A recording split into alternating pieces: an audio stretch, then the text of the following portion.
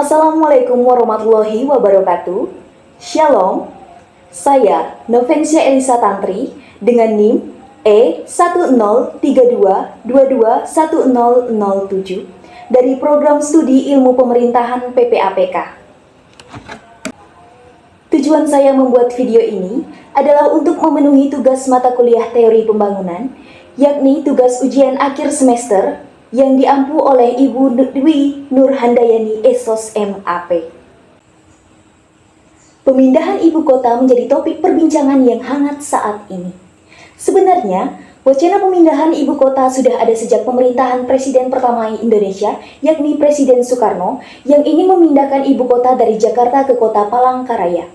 Kemudian, di awal masa jabatan Presiden Joko Widodo sebagai kepala negara pada tahun 2014, kajian-kajian pemindahan ibu kota dilakukan yang disusul dengan pengesahan Undang-Undang Ibu Kota Negara atau UU IKN. Alasan pemilihan nama Nusantara karena nama ini sudah populer sejak zaman dahulu serta telah dikenal oleh beberapa negara di dunia. Lain dari itu, alasan utamanya adalah karena nama ini mencerminkan kenusantaraan negara Republik Indonesia. Tujuan pemindahan ibu kota Jakarta ke IKN Nusantara adalah untuk memeratakan pembangunan ekonomi serta penduduk, sehingga Indonesia tidak terpusat di Pulau Jawa saja. Memang, sejauh ini seluruh aktivitas ekonomi maupun penduduk cenderung Jawa sentris. PDB Indonesia 58% berada di wilayah DKI Jakarta, sedangkan 50% masyarakat tanah air ini berdiam di Pulau Jawa. Bahkan, sudah ada beberapa prediksi yang mengatakan bahwa Jakarta akan tenggelam beberapa tahun mendatang akibat jumlah penduduk yang terlalu padat. Nusantara yang akan menjadi IKN tampil dengan konsep Forest City, yaitu menjadikan kota berdampingan dengan alam. Nusantara juga mengusung konsep Smart dan Intelligent City yang menghadirkan tatanan kota modern. Karakteristik kota modern adalah adanya masyarakat modern yang memiliki tujuan masa depan bersama dan berpikir jauh ke depan dengan upaya-upaya inovatif melalui pemanfaatan teknologi. Melalui kota dan masyarakat modern, kota ini sejalan dengan konsep kota berkelanjutan. Nah, pembangunan IKN bertujuan untuk menciptakan ibu kota yang tidak hanya sebagai pusat pemerintahan, tetapi juga sebagai model kota masa depan yang berkelanjutan, inklusif, dan inovatif. Melalui visi dan misi ini, IKN diharapkan mampu mendukung pertumbuhan ekonomi, meningkatkan kualitas hidup masyarakat, dan menjaga kelestarian lingkungan serta budaya Indonesia. Ada beberapa tahap dalam pembangunan ibu kota Nusantara yang akan saya tampilkan kepada slide berikut ini. Nah, strategi pembangunan IKN lewat perencanaan dan desain berkelanjutan. Pengembangan ibu kota Nusantara menekankan konsep kota hijau dengan meminimalisir dampak lingkungan. Upaya ini termasuk perlindungan hutan dan ekosistem yang ada, serta penerapan teknologi ramah lingkungan. Desain arsitekturnya menggunakan desain modern yang memadukan unsur lokal dan tradisional, serta menciptakan ruang terbuka hijau yang luas. Baik, yang pertama, analisis teoritis terkait teori modernisasi, bagaimana pembangunan ibu kota Nusantara diharapkan dapat membawa modernisasi dan perkembangan ekonomi serta sosial di Indonesia. Dalam perspektif teori modernisasi, pembangunan ibu kota baru di Kalimantan dianggap sebagai upaya memodernisasikan Indonesia.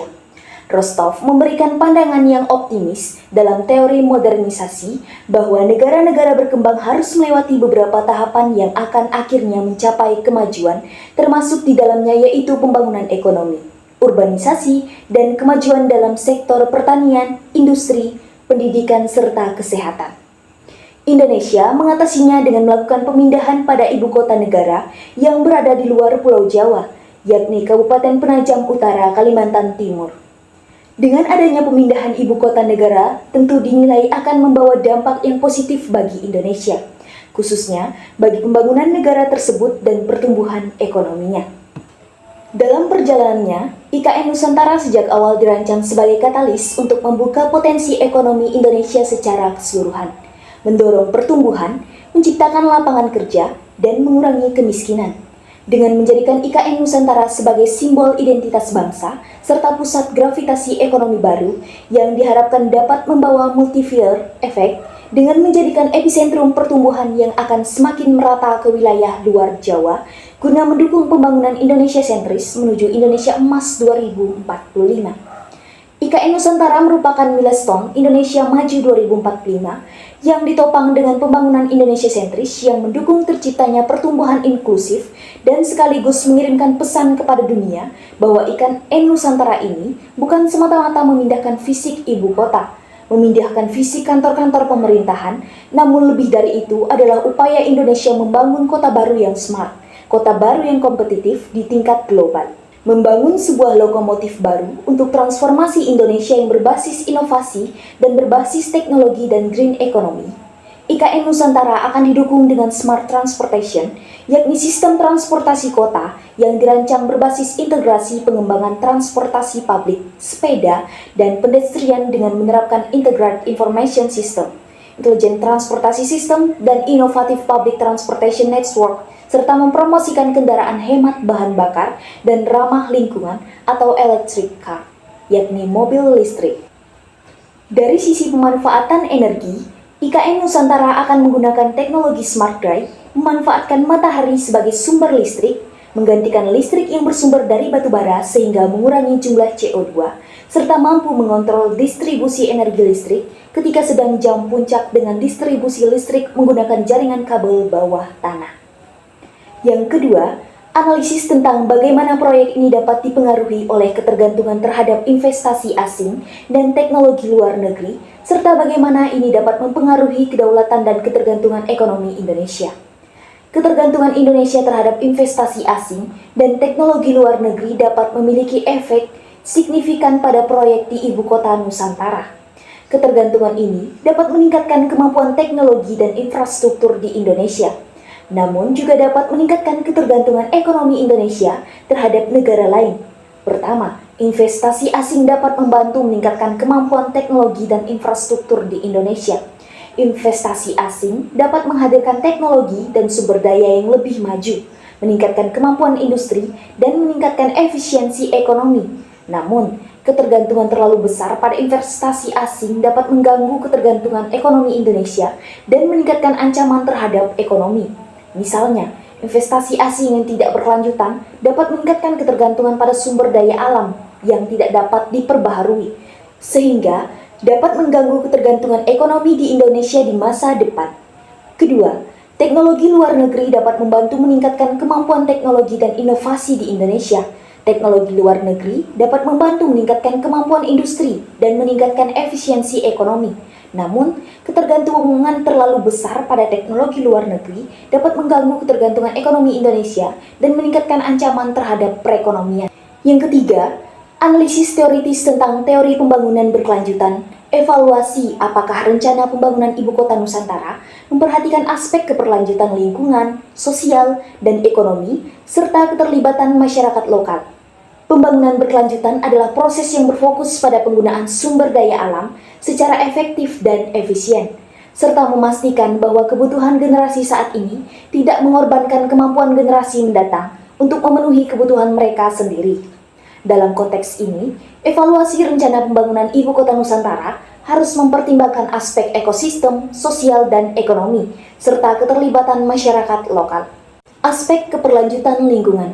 Pembangunan berkelanjutan memerlukan perhatian terhadap lingkungan. Dalam rencana pembangunan Ibu Kota Nusantara, harus diperhatikan bagaimana penggunaan sumber daya alam dapat dikurangi dan dioptimalkan. Contohnya, penggunaan energi terbarukan, penggunaan material yang ramah lingkungan, serta pengelolaan limbah yang efektif dapat membantu mengurangi dampak negatif terhadap lingkungan. Selain itu, perencanaan harus mempertimbangkan bagaimana mencegah kerusakan ekologis dan mengembangkan sistem pengelolaan lingkungan yang efektif. Aspek keberlanjutan sosial. Pembangunan berkelanjutan juga memperhatikan aspek sosial. Dalam rencana pembangunan Ibu Kota Nusantara, harus diperhatikan bagaimana masyarakat lokal dapat terlibat secara aktif dalam proses pengambilan keputusan dan bagaimana kebutuhan masyarakat dapat terpenuhi.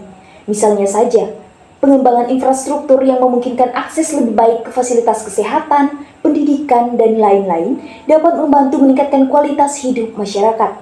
Selain itu, perencanaan harus mempertimbangkan bagaimana mengurangi kesenjangan sosial dan meningkatkan kesejahteraan gender. Aspek keberlanjutan perekonomian. Pembangunan berkelanjutan memerlukan perhatian terhadap aspek ekonomi. Dalam rencana pembangunan ibu kota Nusantara, harus diperhatikan bagaimana pengembangan ekonomi dapat dilakukan secara berkelanjutan.